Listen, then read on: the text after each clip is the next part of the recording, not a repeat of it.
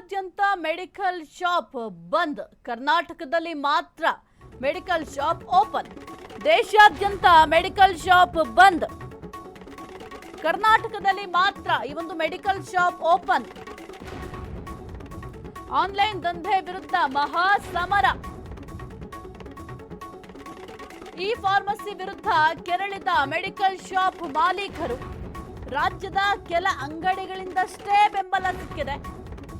ದೇಶಾದ್ಯಂತ medical shop ಬಂದ್, ಕರ್ನಾಟಕದಲ್ಲಿ ಮಾತ್ರ ಸದ್ಯಕ್ಕೆ ಒಂದು ಮೆಡಿಕಲ್ ಶಾಪ್ಗಳು ಓಪನ್ ಇರುವಂಥದ್ದು. ಆದರೆ ದೇಶಾದ್ಯಂತ ಮೆಡಿಕಲ್ ಶಾಪ್ಗಳು ಬಂದ್ ಆಗಿದ್ದಾವೆ.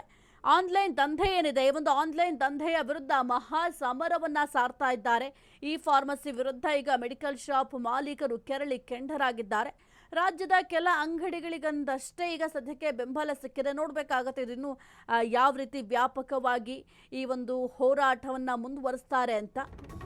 ಔಷಧ ಮಳಿಗೆಗಳ ಕಳವಳಗಳೇನು ಅಂತ ನಾವು ನೋಡ್ತಾ ಹೋದ್ರೆ, ನಿಯಂತ್ರಣವಿಲ್ಲದ ಆನ್ಲೈನ್ ಔಷಧ ಮಾರಾಟ, ಅಕ್ರಮ ಇ ಫಾರ್ಮಸಿಗಳ ಹಾವಳಿಯಿಂದ ಸಮಸ್ಯೆ, ನಕಲಿ ವೈದ್ಯರ ಚೀಟಿ ಬಳಕೆಯಿಂದ ಹೆಚ್ಚಿನ ಅಪಾಯಗಳಾಗತ್ತೆ, ಆಂಟಿಬಯೋಟಿಕ್ ನೀಡಿ ಔಷಧ ದುರ್ಬಳಕೆ, ರೋಗಿ ಫಾರ್ಮಸಿಸ್ಟ್ ನಡುವೆ ನೇರ ಸಂಪರ್ಕದ ಕೊರತೆ, ಅನಗತ್ಯ ಹಾಗೂ ಅತಿಯಾದ ರಿಯಾಯಿತಿ ನೀತಿ ಮಾರಕ ಆಗತ್ತೆ. ಯಾಕೆಂತಂದ್ರೆ ಈಗ ಆನ್ಲೈನ್ ನಲ್ಲಿ ಕೆಲವೊಂದಿಷ್ಟು ರಿಯಾಯಿತಿ ಕೊಡ್ತಾರೆ.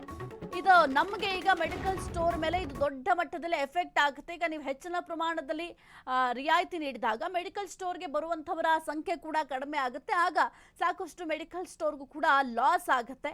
ಇನ್ನು ಆಂಟಿಬಯೋಟಿಕ್ ನೀಡಿ ಔಷಧವನ್ನ ದುರ್ಬಳಕೆ ಮಾಡಲಾಗ್ತದೆ ಎಂಬ ಆರೋಪವನ್ನು ಕೂಡ ಈಗ ಸದ್ಯಕ್ಕೆ ಮಾಡ್ತಾ ಇದ್ದಾರೆ. ಜೊತೆಗೆ ಈ ಒಂದು ರೋಗಿ ಮತ್ತೆ ಫಾರ್ಮಸಿಸ್ಟ್ ನಡುವೆ ಇರುವಂತಹ ಸಂಪರ್ಕ ಕೂಡ ಕಡಿತ ಆಗುತ್ತೆ. ಈಗ ಯೂಶಲಿ ಏನಾಗುತ್ತೆ ಅಂತಂದ್ರೆ, ಈಗ ಮೆಡಿಕಲ್ ಸ್ಟೋರ್ಗೆ ಹೋಗಿ ನಮಗೆ ಬೇಕಾದಂತಹ ಟ್ಯಾಬ್ಲೆಟ್ಸ್ ಆಗಿರಬಹುದು ಅಥವಾ ಮೆಡಿಸಿನ್ ಪರ್ಚೇಸ್ ಮಾಡ್ಕೊಂಡು ಬರ್ತೀವಿ. ಆದ್ರೆ ಈಗ ಈ ಒಂದು ಆನ್ಲೈನ್ ಇಂದ ಯಾವ ರೀತಿ ಸಮಸ್ಯೆಗಳಾಗ್ತಾ ಇದೆ ಅಂತಂದ್ರೆ, ಎಲ್ಲರೂ ಕೂಡ ಆನ್ಲೈನ್ ಅಲ್ಲಿ ಬುಕ್ ಮಾಡ್ಲಿಕ್ಕೆ ಶುರು ಮಾಡ್ಕೊಂಡಿದ್ದಾರೆ. ಎಸ್ ಕುರಿತು ಹೆಚ್ಚಿನ ಮಾಹಿತಿ ನೀಡ್ತಾರೆ ನಮ್ಮ ಪ್ರತಿನಿಧಿ ಮಂಜುನಾಥ್, ವೆರಿ ಗುಡ್ ಮಾರ್ನಿಂಗ್. ಸದ್ಯಕ್ಕೆ ದೇಶಾದ್ಯಂತ ಮೆಡಿಕಲ್ ಶಾಪ್ ಬಂದ್ ಮಾಡಲಾಗಿದೆ, ಆದ್ರೆ ಕರ್ನಾಟಕದಲ್ಲಿ ಮಾತ್ರ ಈಗ ಮೆಡಿಕಲ್ ಶಾಪ್ ಓಪನ್ ಇದ್ದಾವೆ. ಸದ್ಯಕ್ಕೆ ಈ ಒಂದು ವಿಚಾರಕ್ಕೆ ಸಂಬಂಧಪಟ್ಟಂತೆ ಏನೆಲ್ಲ ಅಪ್ಡೇಟ್ ಇದಾವೆ?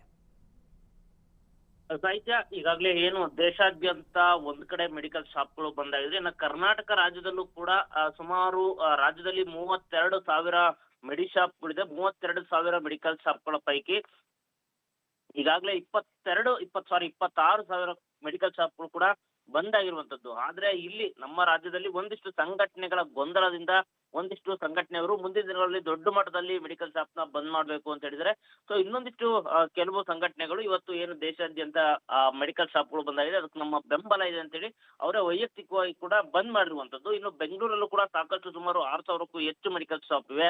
ಅದರಲ್ಲೂ ಕೂಡ ಈಗಾಗಲೇ 3,000ಕ್ಕೂ ಹೆಚ್ಚು ಮೆಡಿಕಲ್ ಶಾಪ್ಗಳನ್ನು ಕೂಡ ಸ್ವಯಂ ಪ್ರೇರಿತವಾಗಿ ಬಂದ್ ಮಾಡಿದ್ದಾರೆ.